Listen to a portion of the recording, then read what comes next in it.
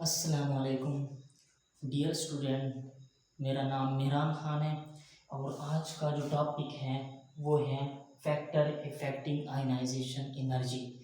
यानी टॉपिक जो है ना वो फैक्टर इफेक्टिंग आयनाइजेशन एनर्जी, यानी वो फैक्टर जिसकी वजह से आयनाइजेशन एनर्जी इफेक्ट होती है वो कौन कौन से हैं।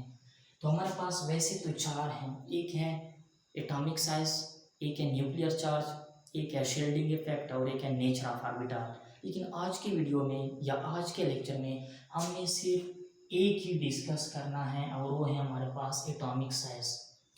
तो अब हम डिस्कस करेंगे कि एटॉमिक साइज और आयनाइजेशन एनर्जी का आपस में क्या रिलेशंस हैं या क्या किस तरह इसका ताल्लुक है। तो हमारे पास यहाँ पे कि मैंने एक इक्वेशन लिखा है या एक हमारे पास जो है कि इसमें अगर आप देखें atomic size is inversely proportion to ionization energy.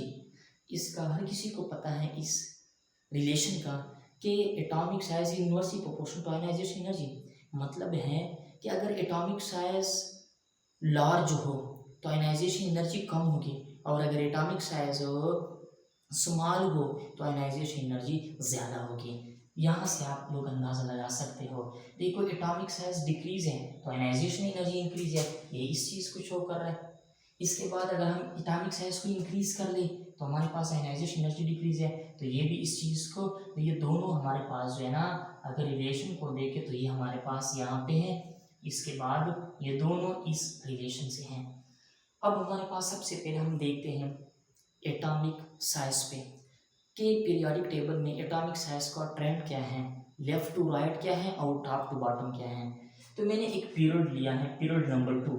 Period number 2 में आप देख रहे हैं मैंने लिया है lithium, beryllium, boron, carbon, nitrogen, oxygen, fluorine, नियान।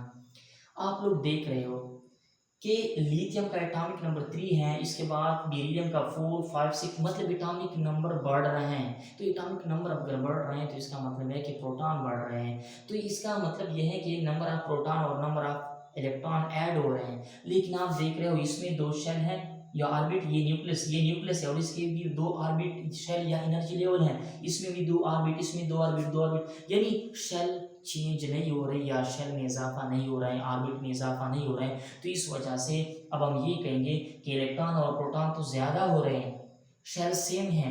तो न्यूक्लियस में जब प्रोटॉन ज़्यादा होंगे और इलेक्ट्रॉन, तो प्रोटॉन और इलेक्ट्रॉनों के दरमियान अट्रैक्शन हो जाता है और अट्रैक्शन की वजह से हमारे पास क्या होता है, इसका एटॉमिक साइज स्मॉल होता है। तो ये बात तो कंफर्म हो गई कि लेफ्ट टू राइट हम जाएंगे तो एटॉमिक साइज क्या हो जाता है, डिक्रीज होता है।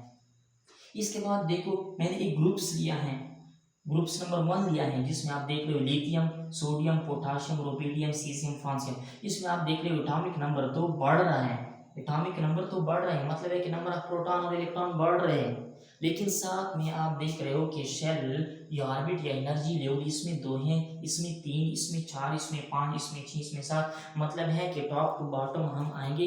टॉप टू बॉटम तो इस तरह ही हो सकते हैं कि एटॉमिक साइज इतना अगर ऊपर ऊपर है तो इसके बाद नीचे नीचे हमारे पास क्या हो रहा है, इंक्रीज हो रहे हैं। तो टॉप टू बॉटम आएंगे तो आए, टॉप टू बॉटम आएंगे तो एटॉमिक साइज क्या हो जाएगा, इंक्रीज हो जाएगा, बढ़ जाएगा।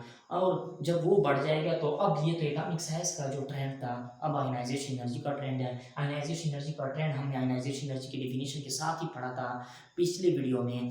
तो लेकिन फिर भी बता रहा हूँ कि ionization energy left to right increase होती हैं, टॉप टू बॉटम डिक्रीज होती हैं। रीज़न क्या है कि एटॉमिक साइज इस तरफ डिक्रीज हो रहा है लेफ्ट टू राइट और टॉप टू बॉटम क्या हो रहा है, इंक्रीज हो रहा है। अब हम एक एग्जांपल ले रहे हैं।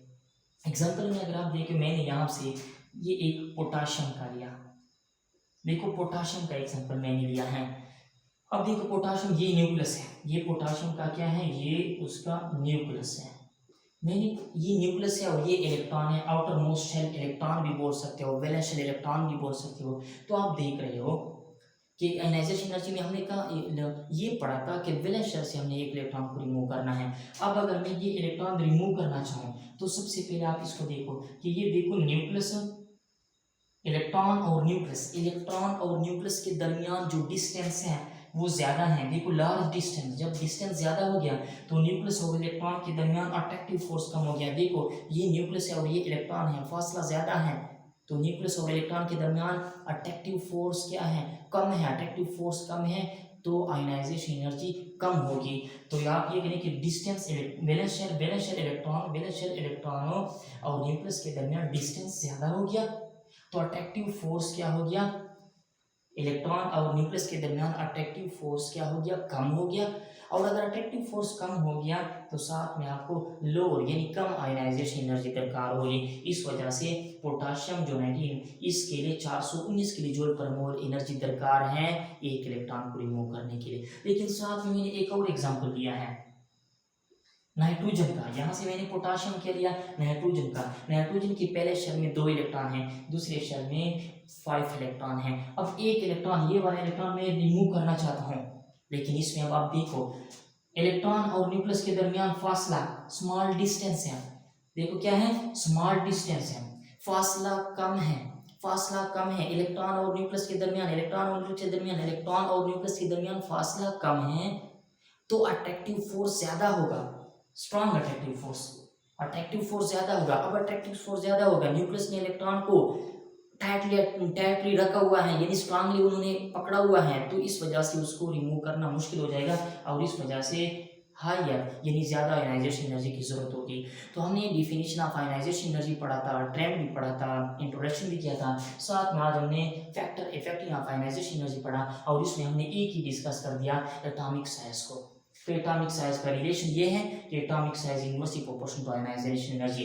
ये हमारे पास left to right ionization energy increase होगी, टॉप टू बॉटम डिक्रीज होगी। रीजन क्या होगी कि एटॉमिक साइज डिक्रीज होगा और top to bottom atomic size increase होगा। जितना एटम का साइज बड़ा होगा इलेक्ट्रॉन को रिमूव करना आसान होगा और जितना एटम का साइज छोटा होगा तो इलेक्ट्रॉन को रिमूव करना क्या हो जाएगा, हमारे पास मुश्किल होगा। साइज पे डिपेंड कर रहा है क्योंकि इस विषय को दें। तो आज का ये टॉपिक कंप्लीट हो गया। इंशाल्लाह अगले वीडियो में, अगले लेक्चर में हमने फैक्ट इफेक्टिंग आयनाइजेशन एनर्जी का जो दूसरा है न्यूक्लियर चार्ज शील्डिंग इफेक्ट और नेचर ऑफ ऑर्बिटल को डिस्कस करना है। तो आज के लिए खुदा हाफिज।